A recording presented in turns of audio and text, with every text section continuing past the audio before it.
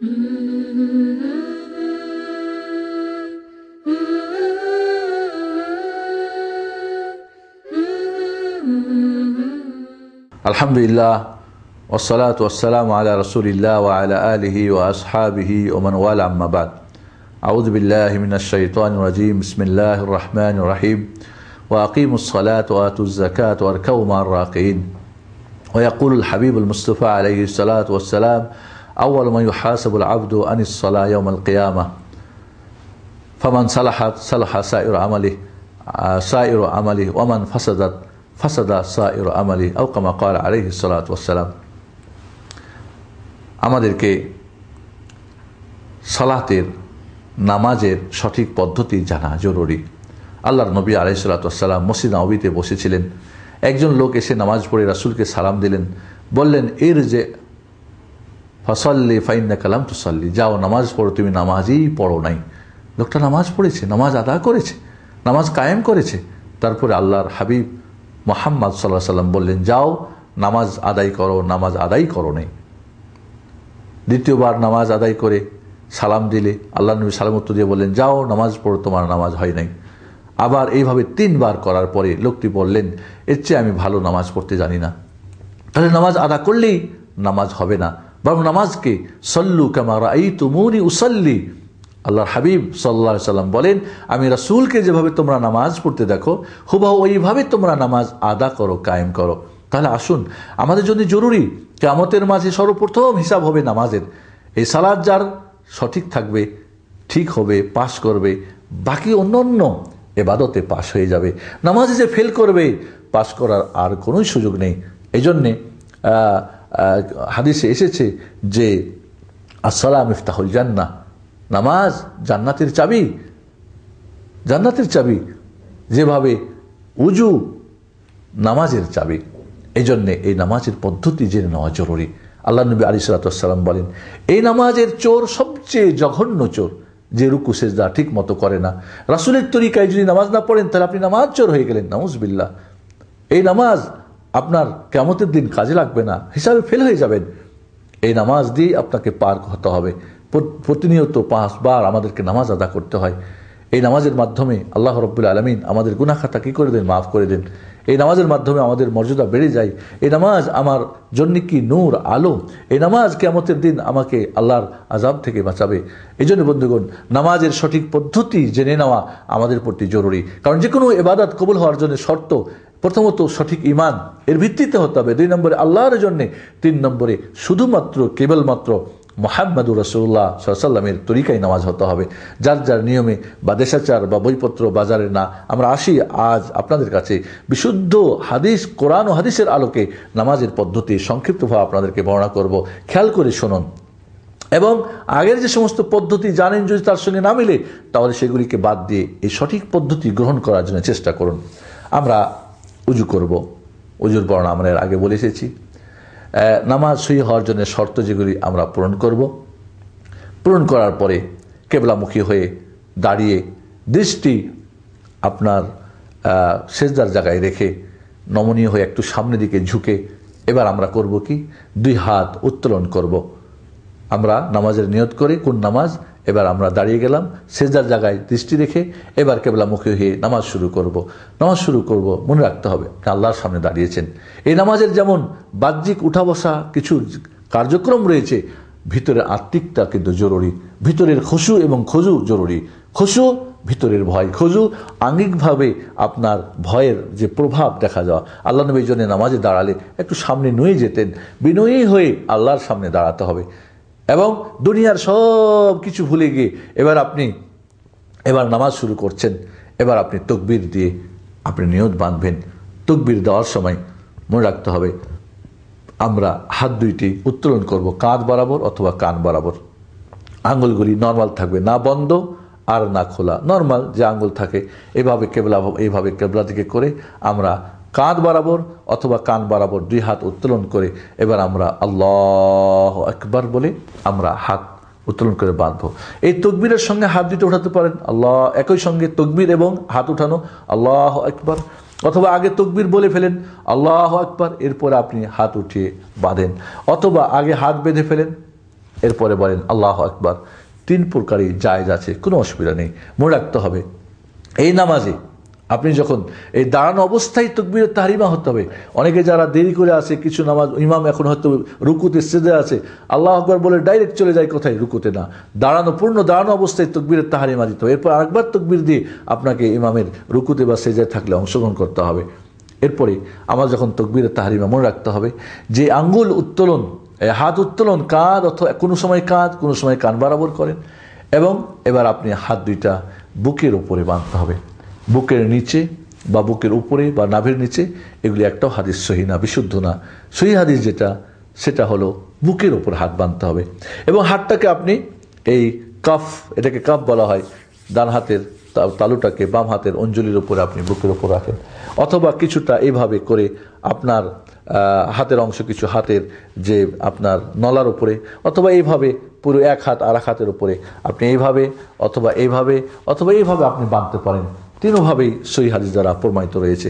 হাতটাকে আপনি রাখেন, এভাবে রাখা ওয়াদা বলে, এইভাবে, অথবা আপনি বাঁধেন, হাদিসে আছে এইভাবে, আল্লাহ নবী কাবাজা, এইভাবে আপনি ধরে রাখতে পারেন, এইভাবে ধরতে পারেন বা এইভাবে ধরতে পারেন। এই তিনটাই হয় রাখেন অথবা ধরেন, দুইটাই। কিন্তু এই 2 আঙ্গুল দিয়ে, এই কোনোই আঙ্গুল আর বুড়ো আঙ্গুল দিয়ে ধরবেন আর 3 আঙ্গুল রাখবেন, এই 2 হাদিসের একসঙ্গে আমলের যে মানে পদ্ধতি বলা হয়েছে, এটা সুন্নতি পদ্ধতি না, বরং আপনি কোনো সময় রাখবেন কোনো সময় ধরবেন, দুটোই পদ্ধতি। এরপরে আপনি যখন বুকের উপরে হাত বাঁধে এবার আপনি সানা পাঠ করবেন। সানাটা আল্লাহুম্মা বাঈদ বাইনি ওয়া বাইনা খাতায়ায়া, অথবা সুবহানাকা আল্লাহুম্মা বিহামদিকা, বা আল্লাহুম্মা ইন্নী যালামতু ইন্নী ওয়াজহাতু ওয়াজহিয়া লিল্লাযী ফাতারাস সামাওয়াতি ওয়াল আরদ, এটাও একটা সানা। এছাড়াও একাধিক সানা রয়েছে, এক এক সময় এক একটা সানা পাঠ করবেন, এটা হবে সুন্নাত সম্মত। সানা পাঠ হয়ে গেলে এরপরে আউযু বিল্লাহি মিনাশ শাইতানির রাজিম, এরপরে বিসমিল্লাহির রহমানির রহিম বলে সূরা ফাতিহা পূর্ণটা পাঠ করতে হবে।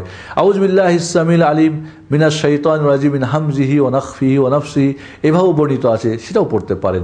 অনেকেই নামাজ শুরু করার আগে আউযু বিল্লাহ বিসমিল্লাহ পড়ে না, আপনি যখন সানা পাঠ করে শেষ করলেন এরপরে আউযু বিল্লাহ বিসমিল্লাহ পড়ে এবার সূরা ফাতিহা পাঠ করবেন। জোরে কেরাত যদি হয়, যেমন মাগরিবের প্রথম 2 রাকাতে, এশার প্রথম 2 রাকাতে, ফজরের 2 রাকাতে, জুমার নামাজে, ঈদের নামাজে, সেক্ষেত্রে জোরে কেরাত করবে এবং একটা একটা করে আয়াত পড়বে। আলহামদুলিল্লাহি রাব্বিল আলামিন, এখানে বিসমিল্লাহ আল্লাহ নবী জোরেও পড়েছেন, আস্তেও পড়েছেন, তবে শেষ যেটা আমল তার সেটা নীরবে পড়েছেন, এটাই উত্তম। তবে কেউ যদি জোরে পড়া জায়েজ আছে, অসুবিধা নাই ইনশাআল্লাহ।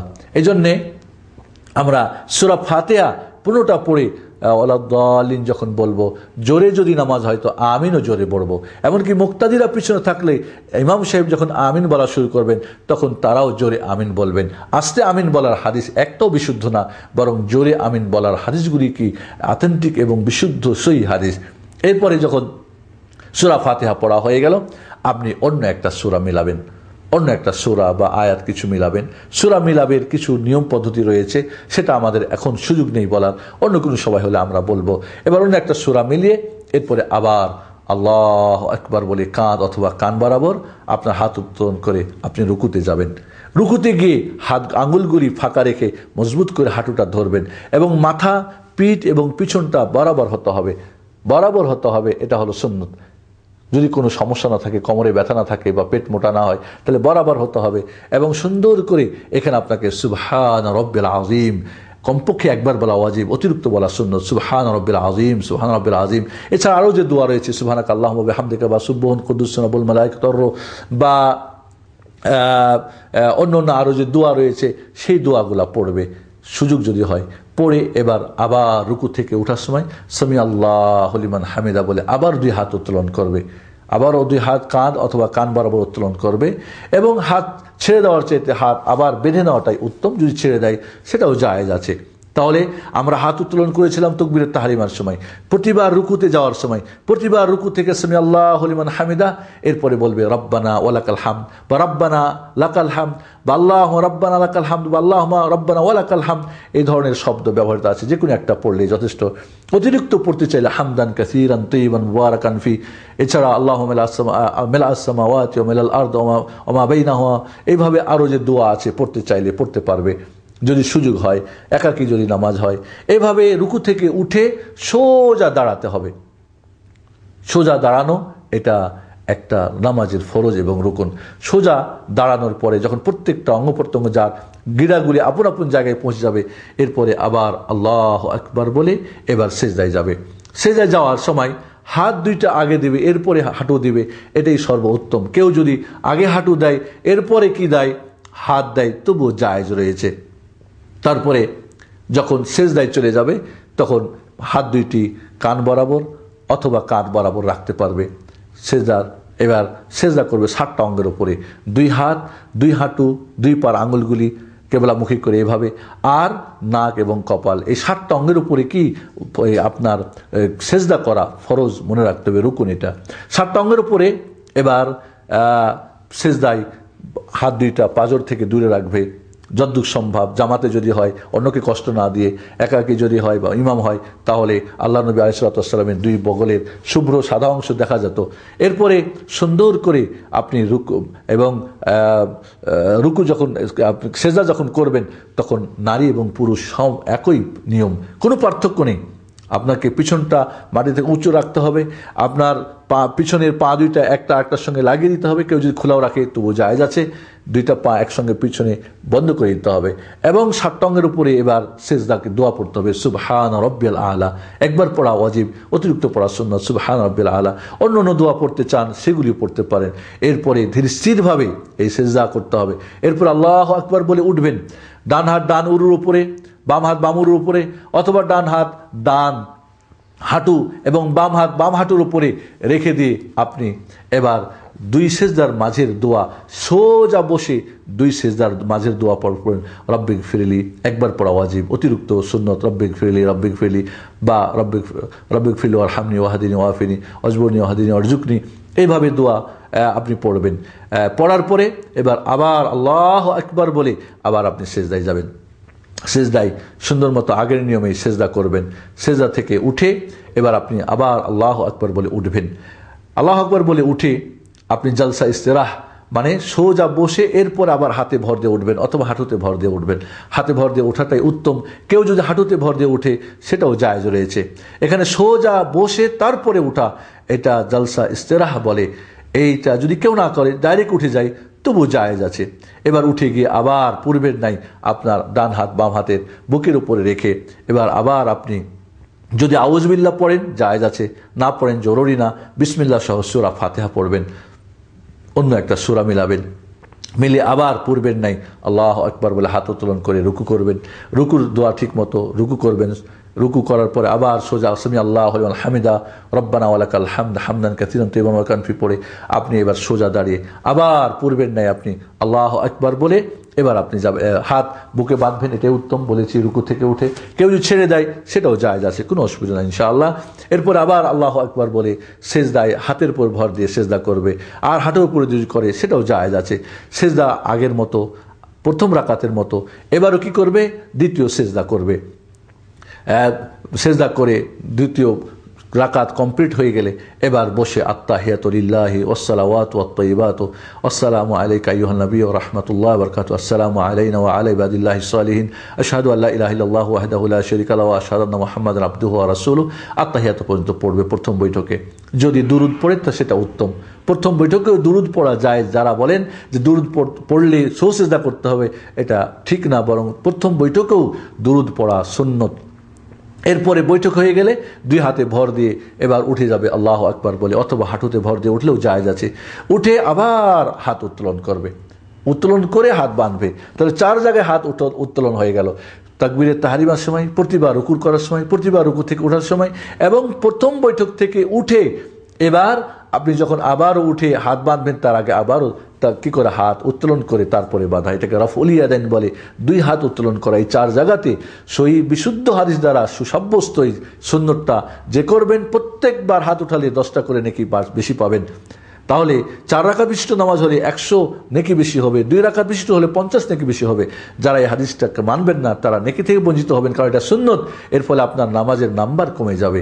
আল্লাহ নবী এই জন্যই বলেছেন, কেউ 10 ভাগের 1, কেউ 2, কেউ 3, কেউ 4, কেউ 5, কেউ 6, এইভাবে 10 নম্বর পুরো পেতে হলে সুন্নতগুলিকে ভালো করে আমরা আমল করার চেষ্টা করব। যখন আপনার এবার তৃতীয় রাকাত হয়ে গেল, চতুর্থ রাকাত হয়ে গেল, এবার আপনি শেষ বৈঠক করবেন।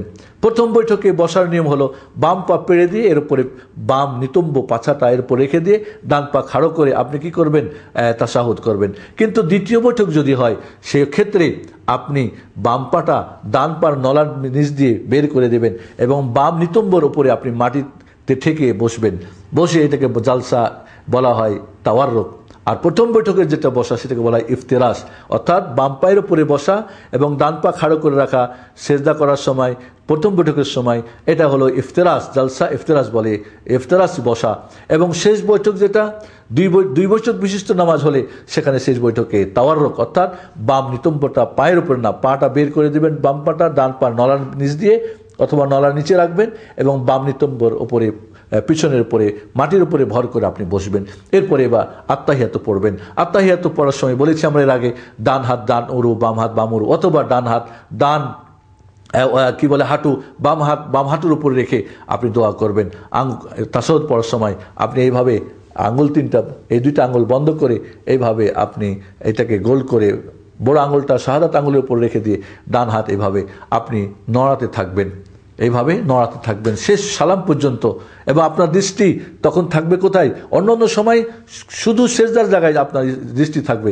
এবার আপনি তাশাহুদ পড়ার সময় প্রথম বা দ্বিতীয় এই আঙুল নড়াবেন এবং তার দিকে দেখবেন। কেউ যদি একবার আঙুল নড়া দেয় সেটাও জায়েজ আছে, বা 11 বার নড়ার কথা কেউ বলেছেন যেখানে দোয়া আছে সেখানে, অথবা পুরো সময়টা আঙুল নড়াতে থাকে সেটাও উত্তম এবং শয়তানের অসুস্থ থেকে বাঁচা যায় এর দ্বারা।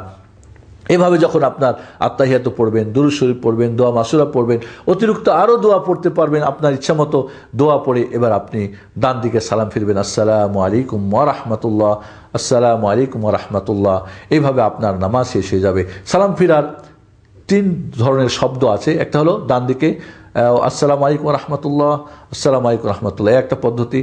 আর একটা হলো ডান দিকে বারাকাতু বাড়াই দেওয়া, আসসালামু আলাইকুম ওয়া রাহমাতুল্লাহি ওয়া বারাকাতু, বাম দিকে আসসালামু আলাইকুম ওয়া রাহমাতুল্লাহ, ব্যাস। অথবা ডান দিকে বলবেন আসসালামু আলাইকুম ওয়া রাহমাতুল্লাহ আর বাম দিকে বলবেন আসসালামু আলাইকুম, ব্যাস। এই 2 দিকে সালাম ফিরে আপনি নামাজ থেকে এবার আপনি বের হয়ে গেলেন। অথবা একটা সালাম দিয়েও নামাজ শেষ করা যেতে পারে, আসসালামু আলাইকুম ওয়া রাহমাতুল্লাহ বলে ডান দিকে একটু মাথাটা ঘুরে দিবেন, এক সালামেও নামাজ শেষ করা যেতে পারে। এইভাবে পূর্ণাঙ্গ নামাজের পদ্ধতি আমরা রাসূলুল্লাহ সাল্লাল্লাহু আলাইহি ওয়াসাল্লামের যে সঠিক পদ্ধতি আমরা বর্ণনা করলাম, এই পদ্ধতি আমরা অনুযায়ী আমাদের নামাজ পড়ার চেষ্টা করব। আল্লাহর নবীর যে নির্দেশ, সাল্লু কামা রাআইতুমুনি উসাল্লি, আমি যেভাবে নামাজ পড়ি হুবহু এইভাবে তোমরা নামাজ আদা করো, কায়েম করো, এটা যেন আমরা বাস্তবায়ন করতে পারি। আর এই সঠিক নামাজ আদা করে আমার নামাজকে আল্লাহর কাছে কবুল করতে পারি। আর কবুল হলেই কিয়ামতে আমরা নাজাত পেতে পারি, পাস করতে পারি। আর পাস হলে আমরা জান্নাত পাবো ইনশাআল্লাহ। এভাবে আমরা সঠিক পদ্ধতিতে নামাজ কায়েম করি। আল্লাহ আমাদেরকে তৌফিক দান করুন। এছাড়া নামাজের অনেক ভুল ভ্রান্তি আমাদের মাঝে রয়েছে, সেগুলো আমরা ত্যাগ করি। আমিন। আসসালামু আলাইকুম ওয়া রাহমাতুল্লাহি ওয়া বারাকাতুহু।